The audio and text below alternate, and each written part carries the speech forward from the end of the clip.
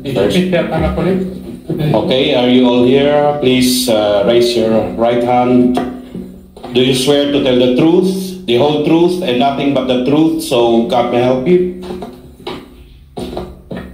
The answer is yes, sir. From them, the oath has been administered. Thank you. Thank you. Thank you, Mr. Chairman. Mr. Chairman, anyway, the issue about why we invited NAPOLCOM, Region 6, and of course the NAPOLCOM now. Sorry for waiting since early morning, nandito na po kayo, sir.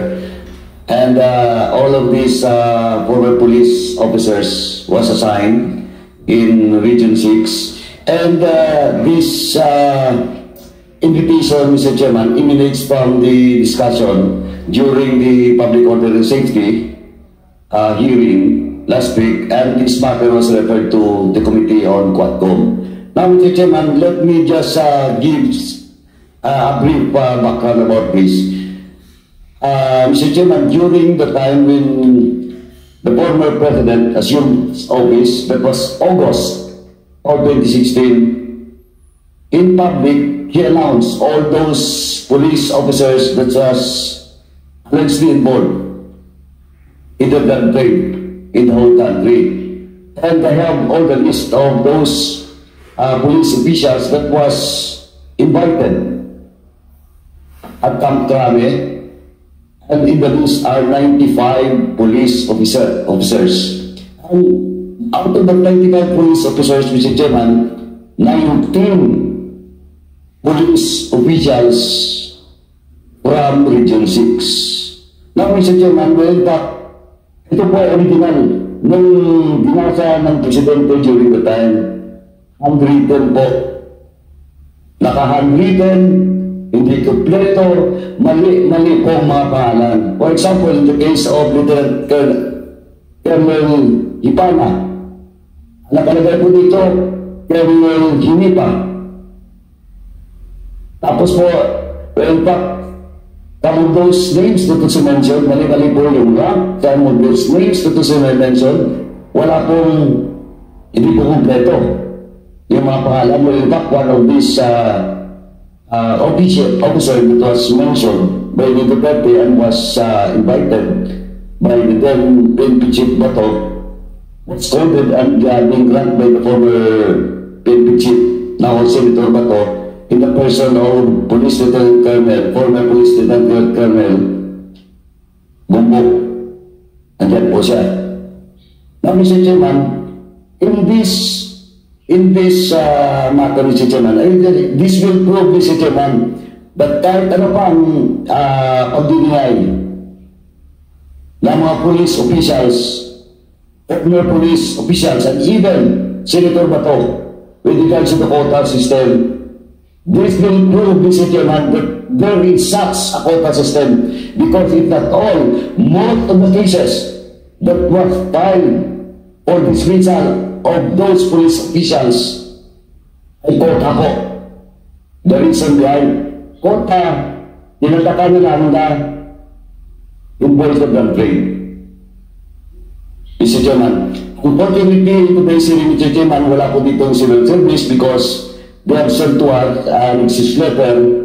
And let me read the second to the last part of the excuse letter, Mr. Chairman. While we recognize the importance of the CAC participation in the upcoming deliberation, we will respectfully request to be excused from the meeting as it coincides with the conduct of the 2024 Directorate Conference and Fourth Quarter Executive Committee meeting of the CAC on 26 to 29 November 2024 in Baguio City. Now, Mr. Chairman, but of course, the CAC was present during the previous hearing and they have already submitted all the documents being required to them. Nandito po Molinos, lahat ng mga cases that was filed for dismissal against and under appeal now in the CAC. Now, Mr. Chairman, before this presentation, and maybe some of the members will ask questions to the resource persons, can we recognize, isa na lang po sa inyong pwede mo salita muna para for the interest of time. Chairman, can we recognize former police superintendent, senior superintendent, tama, si Senior Superintendent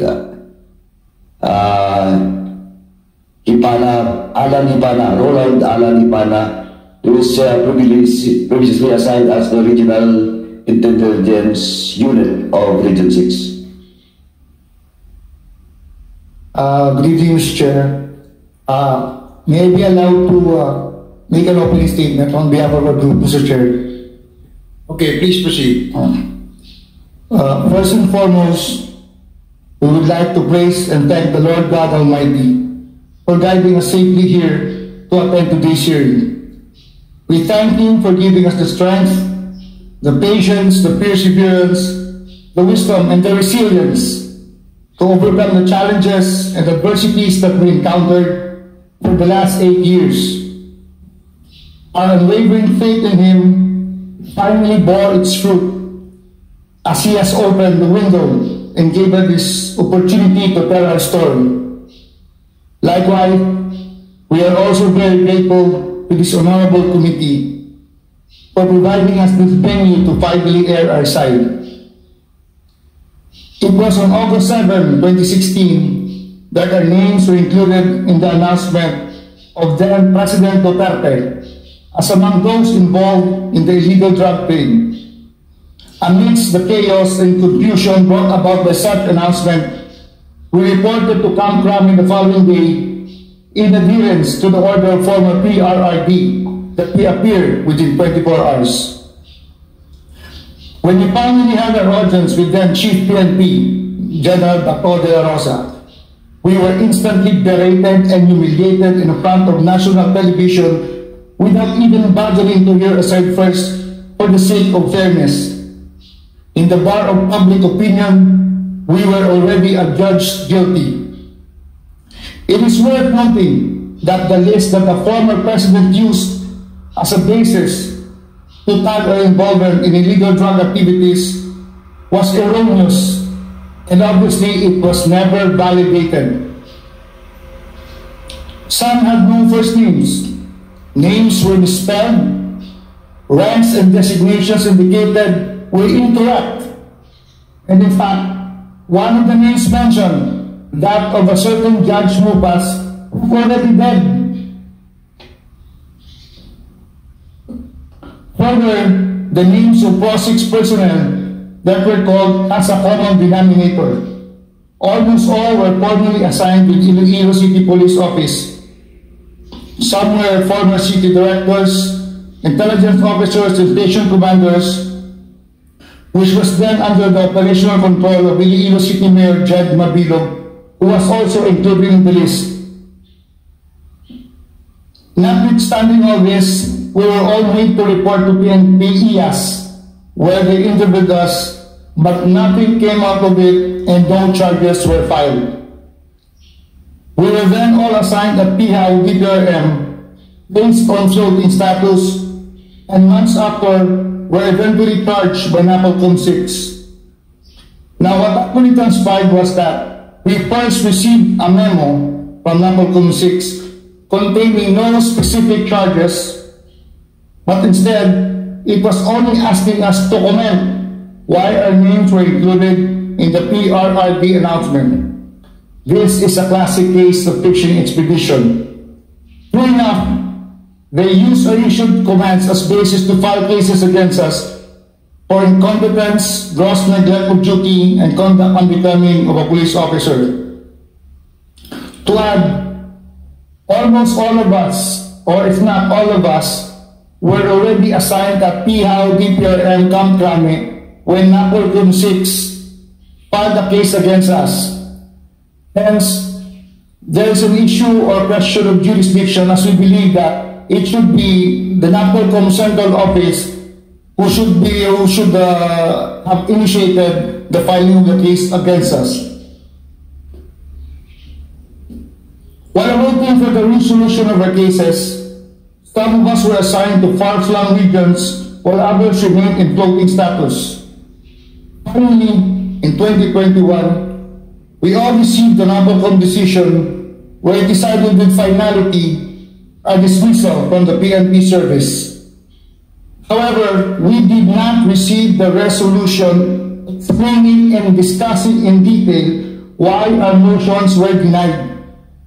Apparently, NAPOLCOM NBank simply affirmed the decision of NAPOLCOM states dismissing us, and we're not even sure if they even read the arguments and valid points that we raised in our motion for reconsideration, and the absence of such resolution in a way confirms this presumption. As a legal recourse, we immediately elevated our case to the Civil Service Commission, where our appeal is pending until now.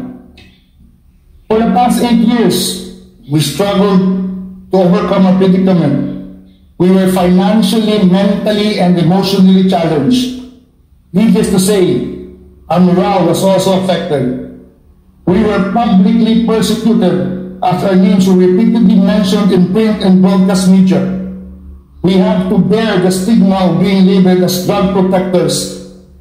And in fact, a video of us being shouted at by the former Chief PNP can still be accessed on social media, a grim reminder of the injustice that was done to us. The burden of explaining to everyone who cared to ask about our situation was tiring and stressful. This burden also took a toll on our respective families. There were instances of bullying experienced by our children, and the feeling of anxiety and concern over our safety always haunts our family. But what bothered us most is that when we were finally dismissed, the nominal complainant of NAPOLCOM 6 who penned the decision of our dismissal apologized to each one of us in different occasions. According to him, they really had no basis to dismiss us, but that their hands are tied as they are only following the instructions from higher-ups. Now, the question that begs to be answered is, who are these higher-ups? To say that this apology and revelation astounded us is an understatement. We are a government of laws and not of men. The rule of law is a system of laws, institution and norms that laws, not people, rule. Damage has been done. Our reputation and credibility were tainted. Our careers and families were affected. Opportunities such as our promotions were lost. We can't turn back lost time. It is gone forever. But we must continue to move on because we believe that the quest for justice knows no time limits and has no expiration. It will always be there for the taking. You just have to fight for it. We seek justice not only for ourselves and our families, but to our beloved Iloilo City as well, which was unfairly labeled as the most tribalized city in the Philippines. This is definitely not true, and the records will bear us out. This is also an appeal for justice for our companions who are placed in the watch list and killed. Kausap na lang sa krami sa weekdays, patay na pag-uwi sa weekends. We hope that those responsible for this injustice, including those people who knew that it was wrong, but still covered it up by their silence and inaction, will be held accountable. On hindsight, we now realize that we were never actually charged or denied due process, as our inclusion in the watch list seems to be their only basis of our dismissal. A Jewish victim of the Holocaust once said, "What is done cannot be undone, but one can prevent it from happening again." And this is exactly what this honorable committee is doing now, preventing these things we experience from happening again through this legislation. And again, we would like to reiterate our gratitude to this committee for giving us this chance to raise valid and relevant issues, and for being consistent in your efforts to ferret out the truth and make things right. Most importantly, we pay tribute to our families whose unconditional love, trust, and all-out support gave us the strength to overcome and endure the sacrifices that came my way. They never doubted us. No ifs, no buts. They simply believed. They got our backs, and that meant the world to us. end, Mr. Chair, I'd like to say a line that is common among men in uniform, and it states, take and take until you take no more. With this hearing, Mr. Chair, hopefully we will take no more. Thank you, and to God be the glory, Mr. Chair. Thank you, Colonel Ipana. Mr. Chairman, the Napolcom 6 is present today, but of course, we should understand that the present Napolcom Regional Director is not the Regional Director then that handles the cases of all these police officers. During that time, unfortunately, Attorney Marty Palomar, which is the Napolcom 6 Director, was already deceased. And now Attorney Jerome Asoga is now the new Region 6 Director of Napolcom. But while Attorney Palomar was deceased, Mr. Napoleon Arostique is present today, Mr. Chairman, and he is the investigator of the cases of all those officers in Region 6. Now, do you want to say something, sir? Thank you very much, Mr. Chair, Your Honor. Pursuant to memorandum issued by the Napolcom Central Office, we are mandated to conduct a pre-charge investigation relative to the pronouncement of the former president on the 19 PNP persons allegedly involved in illegal drugs. During the time, I was the acting chief of the Technical Service Division, and I was tasked to oversee the pre-charge investigation. I was not the one to conduct investigation. I was the one who oversee. And the only thing that we wanted to determine is only probable cause, so that we'll be able to recommend for summary dismissal proceedings, Your Honor. Did you establish probable cause? Based on the findings of the investigator, Your Honor, they found probable cause and recommend for the summary dismissal. No, what is the probable cause? Because seeing, if not all, most of the cases or most of the basis for dismissal are mere comparative operations. Yes, In fact, ito pa po, is General former R.D. Diaz present? R.D., please. Have a seat.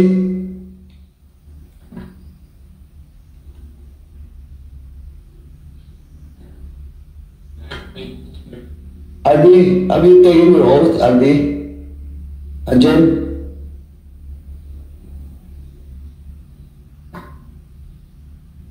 Have you taken your oath?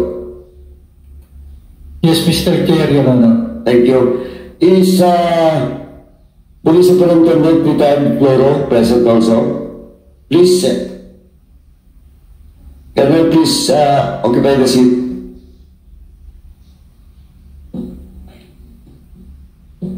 Anyway, gusto ko lang balikan po. Kasi, Mr. Arostique, when the Civil Service Commission submitted to this committee and to this representation all the cases that you have recommended now for dismissal, almost the same, yung reason. Well, in fact, hindi ko makita. Lahat yun, comparative lang. Comparative, what I mean comparative? For example, formerly, a certain police official, specifically Major Maybay, who is assigned in, I think, in Banate, tama po ba? Tama?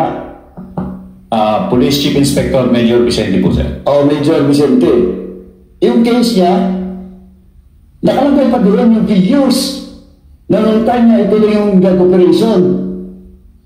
Kasi yung President Duterte, ganito na karaming operation in that town.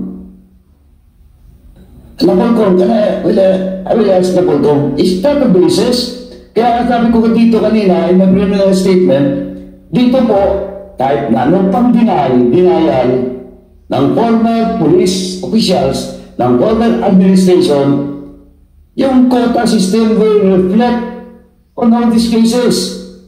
Yung kay Vicente, ang case niya, binata ko, nung time niya, magkano ngayon? Yung police mo, 21 police operation against illegal drugs, sir. Then, yung pumalit sa iyo, A total of 21 police operations, sir. and then yung pumalit sa iyo, 21, sir. yung sa iyo, 12, sir. 12. Pero yung sinundan mo, Prior to my assumption there are no... 0. Yes, sir. Oh. Please, Napolcom. Mr. Chair, good evening po. Of course, I'm not competent to discuss the rationale of the dead commissioners, no? But Mr. Chair, I believe that dahil nga po meron na tayong mga reversals from CSC stating that hindi naman talaga nakapag-adduce ng substantial evidence. So perhaps dahil po sa pronouncement, yun talaga yung ginamit nung then set of commissioners or the summary hearing officers para po mag-pin down ng office na ng po mga respondents natin. So based on evidence po, baka po talaga medyo manipis and they relied on the President's pronouncement. Doon po nila talaga para I think ginamit, yun po yung kanilang ginamit to find the probable cause and eventually find substantial evidence to hold the respondents guilty po. Thank you. Thank you, Vice Chair. Sir, I was thinking, may mga attachment ng mga affidavit dun sa mga complainants? Yes, Mr. Chair, Your Honor. During the pronouncement of the former President, talagang inadmit namin na medyo hirap kami because basis lang ng pronouncement ng Presidente. But we endeavor to ask reports from the PNP mismo, ICPO and PRO 6. And then from there, we establish probable cause. It's kasi nag-undergo ito sir from probable cause, nag-summary, record for summary disciplinary proceeding, and then nag-recommendatory lang dito sa Yes, sir, ito. But my question is, mayroong affidavits ba kayo na nakuha? Wala, sir. Wala, yes, sir. Eh, sa positive mo, di ba? Based on official report lang. So, General Diaz,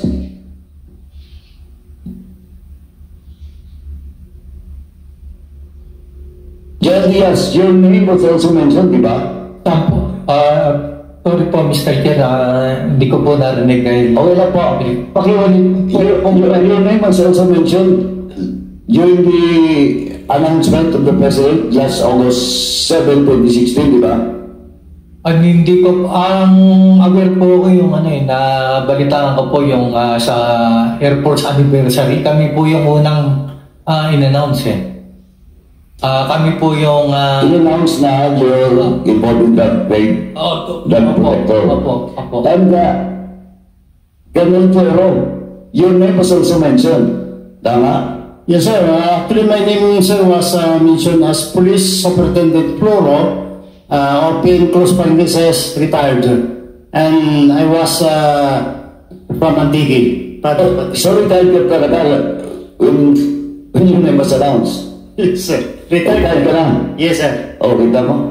Anyway, may patay na, may retired na, mali-mali yung mga pangalan, yung ranks, etc. etc. Now, Sir General Diaz, kasi your name was also mentioned. Did the Polcom file a case against you? Yes po, Your Honor, Mr. Chair, pinalam po ako ng Polcom. So, ng administrative case po. tapos, dinismiss po nila ako. dismiss yung case mo. Hindi po, dinismiss po nila ako. So, nag-dismiss ka? Opo. Nung, So, hindi ka nakapag-retire? nakapag-retire na po ako. Bago lumabas sa dismissal? Opo. Tapos, yun po, nag-file po kami ng appeal. Naka-appeal po yung aking dismissal po. So naka-appeal yan sa civil service din? Hindi po, sa Supreme Court na po. Supreme Court na kayo? Opo. Hindi kayo dumaan sa civil service? Hindi po. Okay. So, na-dismiss ka rin pala?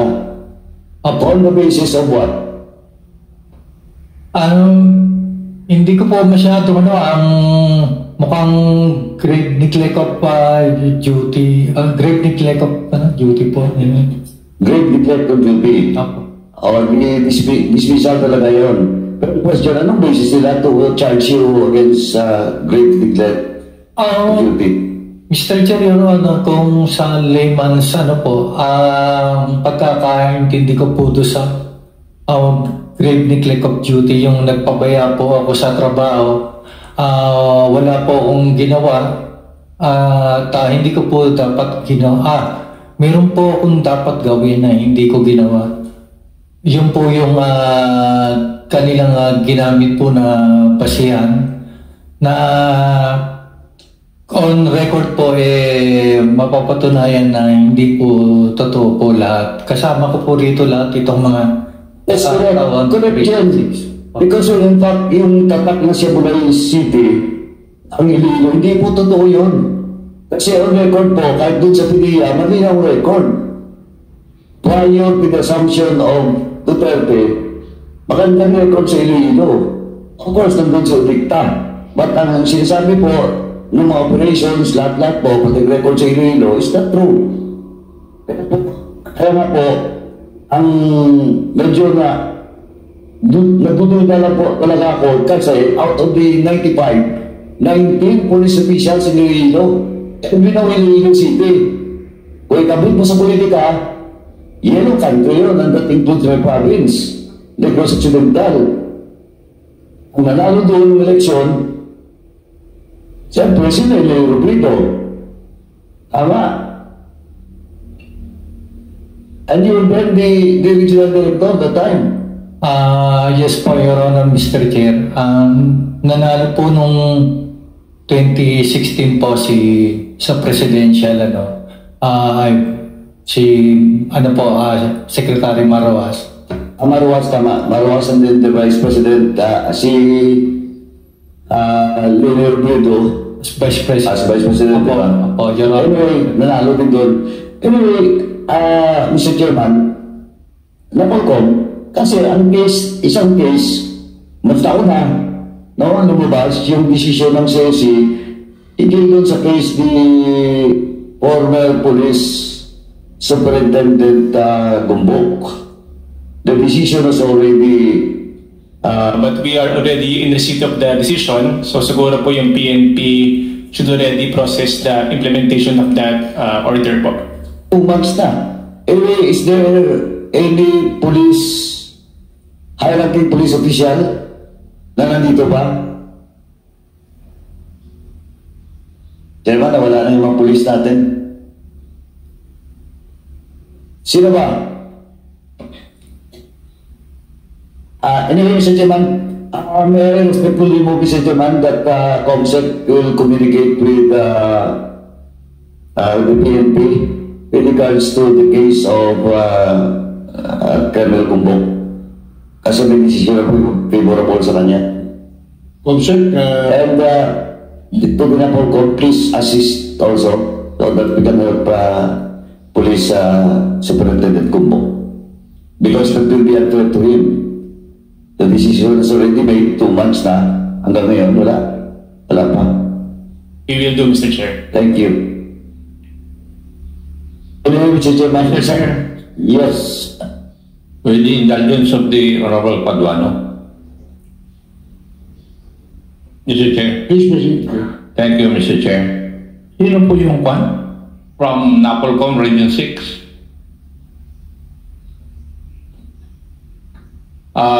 Dalawa yung taas ng kamay. Pero wala yung investigador. Ako, Your Honor, Mr. Chair, yung nag-oversee ng pre-charge investigators in my capacity as the acting chief of the Technical Service Division during that time, Your Honor. Thank you. Now, ano po yung pinarge nyo doon sa mga polis?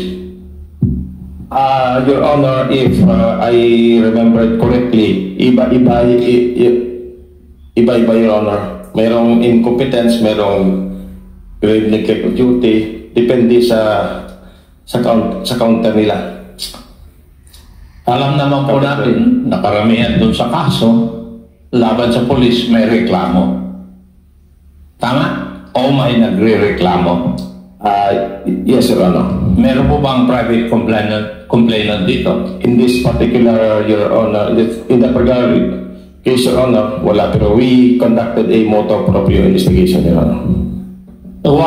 What is the basic reason why you conducted a motu proprio investigation when there was no private complainant? Yes, Your Honor. Was there an official report from Camp Crame? Based on the pronouncement of the former President, Your Honor. Bakit taga-Camp Crame ba si President? Yes, Your Honor. Yung statement that on August 7 sa Camp Panacan, Davao City, ano po yung statement which became the basis of you to conduct an investigation against this police officer? Yung after the former President pronounced that several police were allegedly involved in illegal drugs, noong August 18, nag-issue ng memorandum yung NAPOLCOM Central Office for the NAPOLCOM Region 6 to conduct pre-charge investigation relative to the PNP personnel na pinannounce ni former President non-assigned sa Region 6, Your Honor. Kasi yun ang tanong ko na isa, what is common among these police officers except for the fact that they are police officers? The other commonality is that they are all from Iloilo or assigned sa Iloilo. Hindi ba tama? Tama, Your Honor. Tama. At kayong mga investigador, hindi nyo man lang tinignan ito.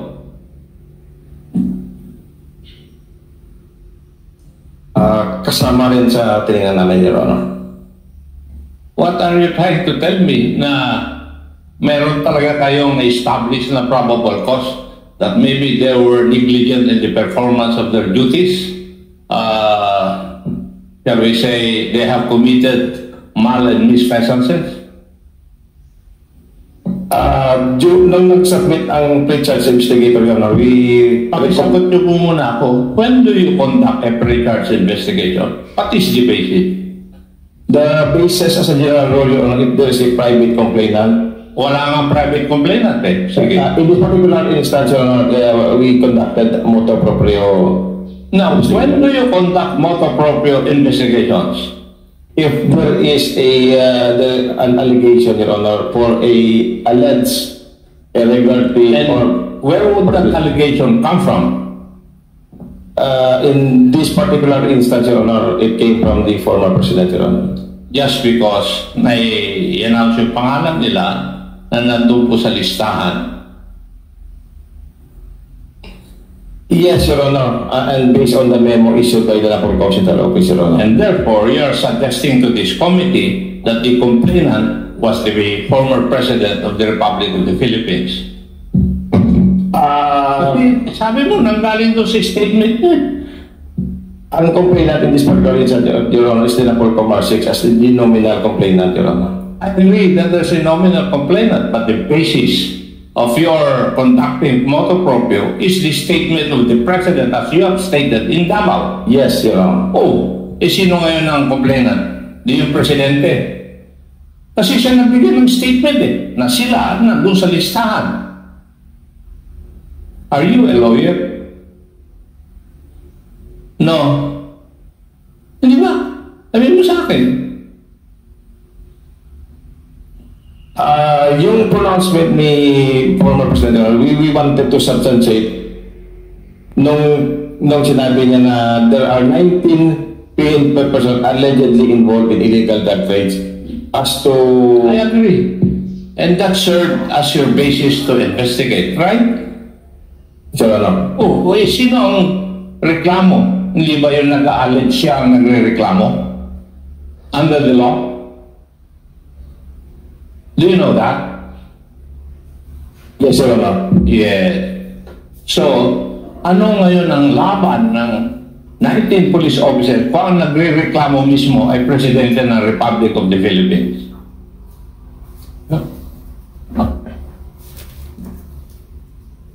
Anong pag-asa nila? Matanong ko nga, Napolcom.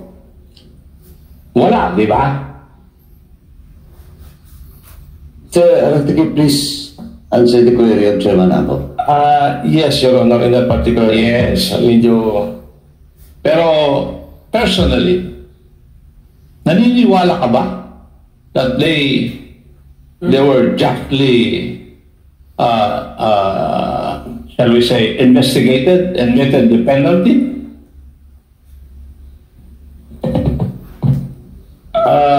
Sa akin, Your Honor, I have just... Ang tanong ko, tanda mo, Iho, personally, medyo mahirap, Your Honor, sagutin because pre-charge investigator lang kami, nagkakandak ng... ang tinatanong ko kayo, ano po yung personal na paniniwala po ninyo? Wala po ba kayong personal na paniniwala? Sa personal na paniniwala ko, Your Honor, na-establish yung probable cause. Kung may kasalanan sa administrative, siguro, Your Honor. Ang iba sa kanila wala siguro, Your Honor. Palagi niyong mini-mention ng probable cause. I-define na sa akin yung probable cause. Yes, Your Honor. Based on Napolcom 2016-002, probable cause means is the existence of facts or circumstances that would excite a reasonable mind acting on the facts and circumstances. The investigator finds that the respondent is probably guilty of the administrative offense or offenses, Your Honor. Ang offense po nila nasa drug list sila Tama? Dahil sinabi ng Presidente. I agree, Your Honor. Ano po yung mga katotohanan or fact at saka information na nagsasabi na totoo yun? I could not really, Your Honor, kasi yung sa akin as pre-charge investigator, Your Honor, probable cause lang, Your Honor. Para hindi na tayo magtagal, napapagod na yung aking mga kasamahan Siguro aminin mo na lang na talagang sinunod nyo lang na i-dismiss sila dahil ang complainant ay yung President ng Republic of the Philippines. Nobody will not follow. Maski ako siguro ang nandun sa pwesto mo, gagawin ko yun. Aminin mo na kasi. Your Honor, if I may. Kasi nasa process, Your Honor, may summary dismissal proceedings pa, Your Honor. Yung sa aming pre-charge investigator. I'm telling you already na it's a sham yung ginawa nyo sa kanila. Would you agree, Vice Chair? Mr. Chair, it would be difficult to answer as I have no personal knowledge on the cases, but I would agree that there would be certainly a bias against the officers. Simply because of the naming them in the list. Yes. Ayaw nyo lang kasi aminin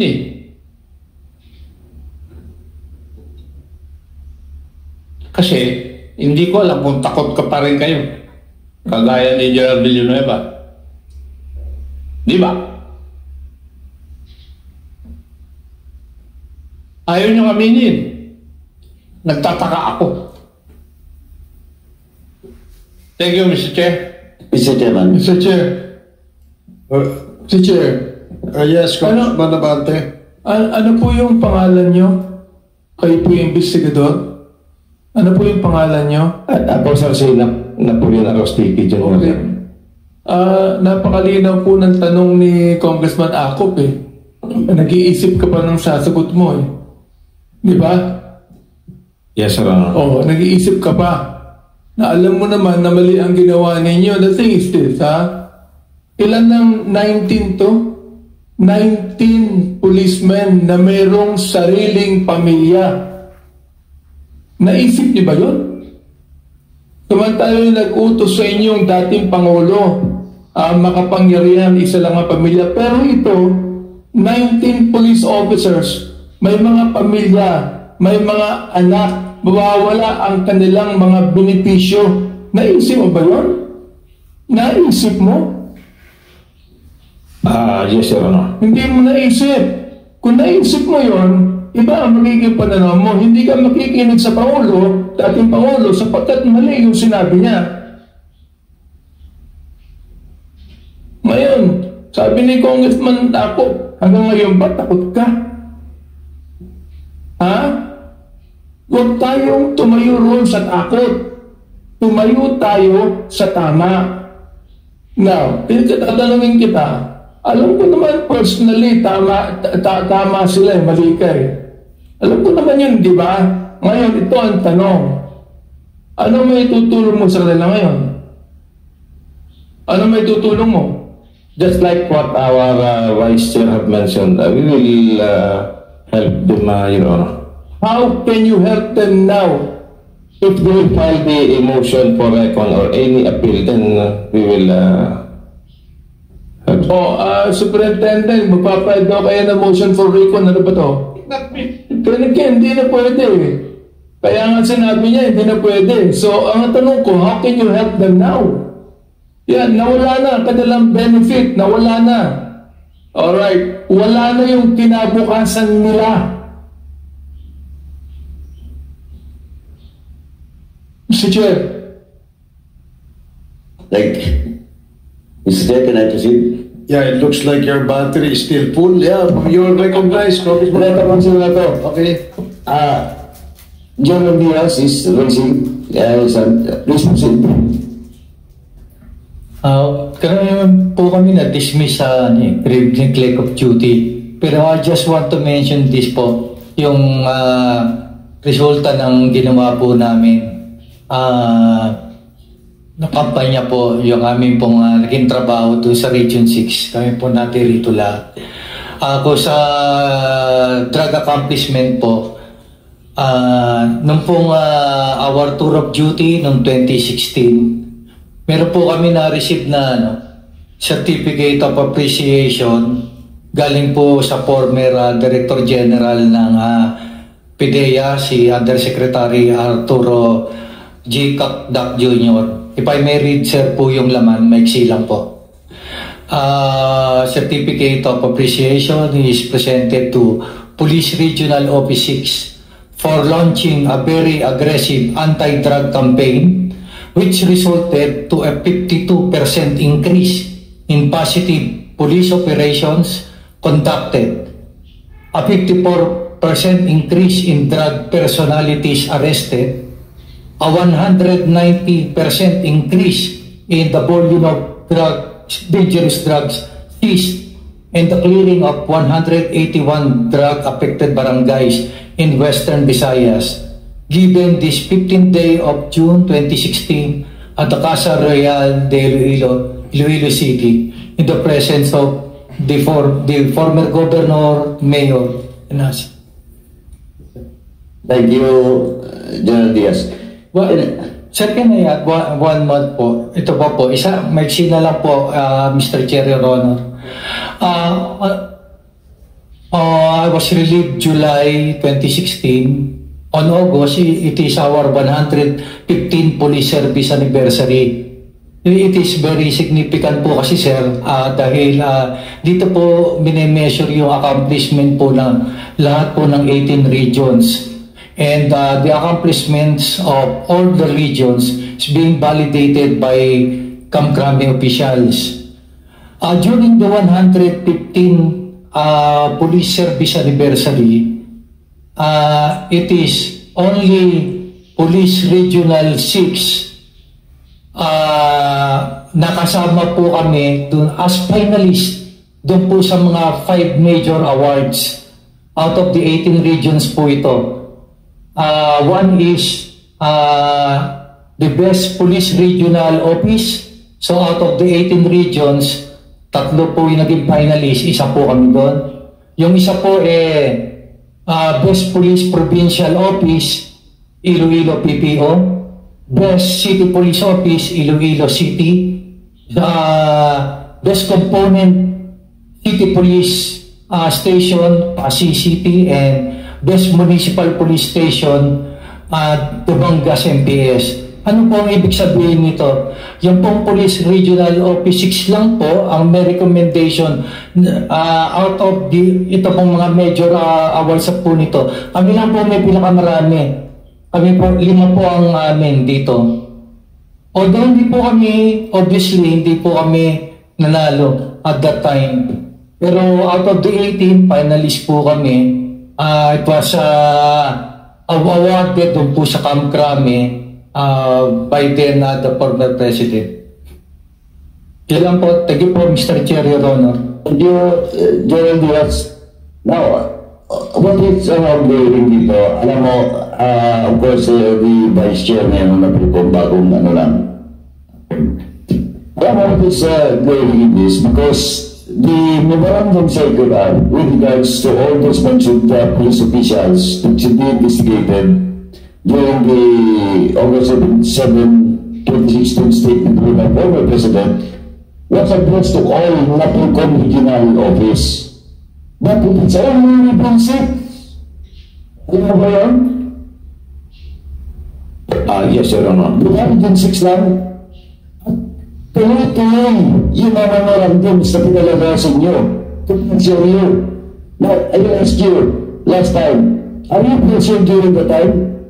Yes, Your Honor. Also pressure ka. Diba? Kasi presidente tama si Chairman ako. But sabi ko nga, itong mga police officers sa Region 6, 19 of them, including General Diaz, are officers at our assignment at our growing time. Naging kulapidalan sa politika. Kahit hindi na nila aminin, yun po. Kasi mismo ang memorandum ng Napolcom addressed to all regional officers ng Napolcom, kaya lang po, upitong 6 lang. Tuloy-tuloy po yung mga memo. To follow up. I-check what the CAC, yung mga basis for dismissal, almost the same. May competent lang, may grave misconduct, but the basis is all about the numbers of operations. Kota po. Diba? Kota. Kahit sabi nila kanina, kahit hindi nila aminin, ilang beses nila tinanong dito na may kota wala, now it is still good because of the case of it is fine in those police officials. Yung beses yung kota, yun po malinaw. Balik-balikan naman, lahat ng mga itong nandito ngayon, kinik ko na yung ano nila, ito po yan.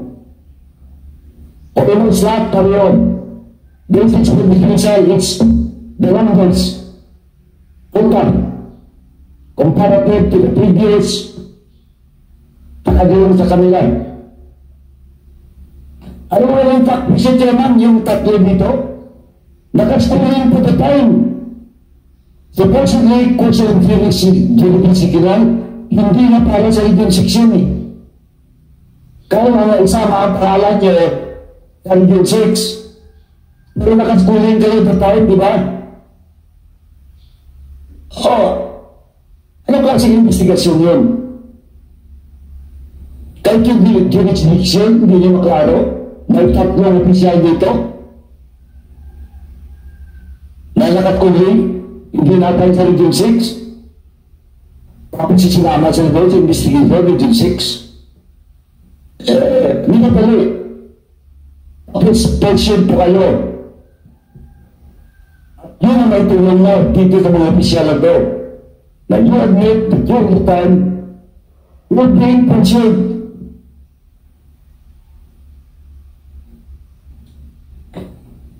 Anyway, Mr. Chairman, since the civil service Commission is not present, may I ask the good chairman to schedule with the CLC to discuss what transpired on this hearing, Mr. Chairman, so that we can review and check and study in detail yung cases ng mga police officers na nabanggit po.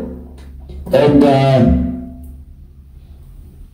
we will also ask the CLC, Mr. Chairman, to have a speedy resolution with regards to the case because they suffer for the past 8 years. 8 years, Mr. Chairman. And gano'n yun, ito dito, lumipad pa Iloilo. Nagtsaga. Walang sahod.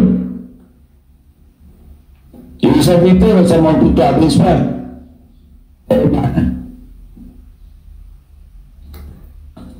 Kaya Mr. Chairman, to end my interpellation, Mr. Chairman, I respectfully move that we will schedule a hearing or a meeting with the CLC and for the CLC to have a speedy resolution of the cases of these police officers. And once again, I would just like to reiterate, number one, and to the concept, please follow up the case of Superintendent Kubok because may finality na po sa katabi po sa statement ni Colonel Kubok. Thank you, Mr. Chairman. Thank you.